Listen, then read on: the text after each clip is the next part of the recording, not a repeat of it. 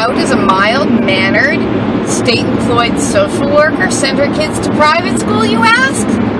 Well, I will tell you how I pay for private school. I'm not saying that you all should do exactly what I do. I'm just going to tell you what I do, and it works for me. It's all about tax refund, tax refund, tax refund. I have a lot more withheld from my paycheck to go towards taxes than I need to have withheld.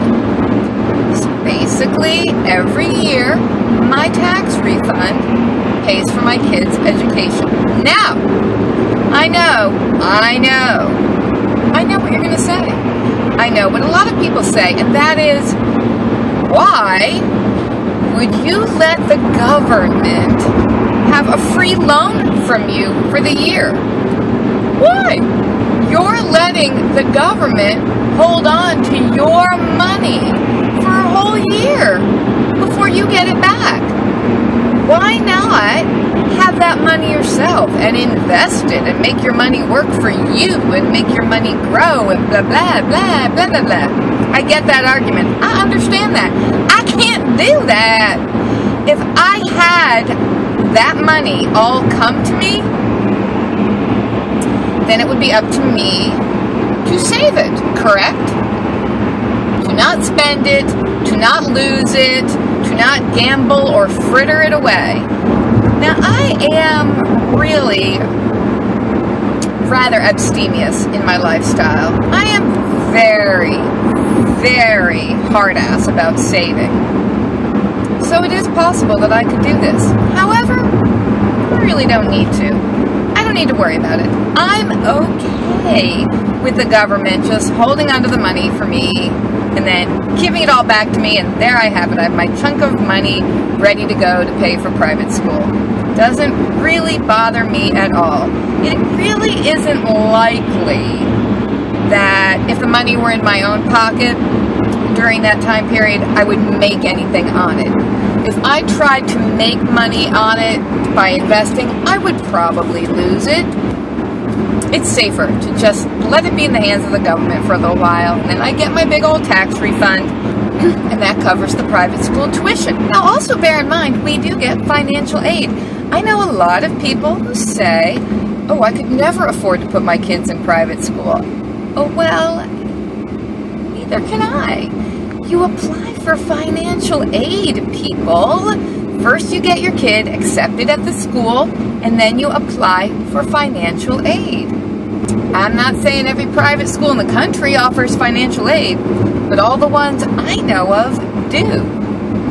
And before you even apply to the school, you can ask them, what kind of financial aid do you have available? What's the worst thing that can happen when you apply for financial aid? They turn you down. Well, you're no worse off than when you started. At least you tried.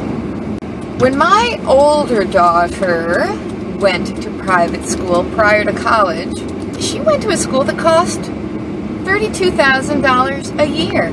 This is private school. This is not college tuition. $32,000 a year.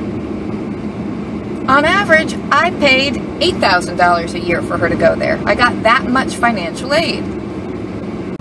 That was awesome.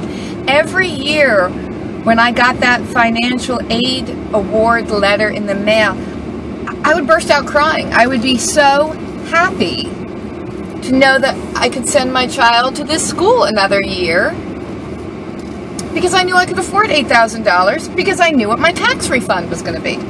I do my taxes myself with TurboTax, and I do them early. I always know how much money I'm going to be working with.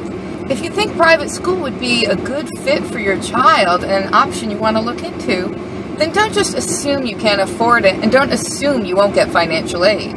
Depending on the school, you might get more aid than you're expecting. You might be more deserving of the financial aid than you realize. Again, there's nothing lost by trying.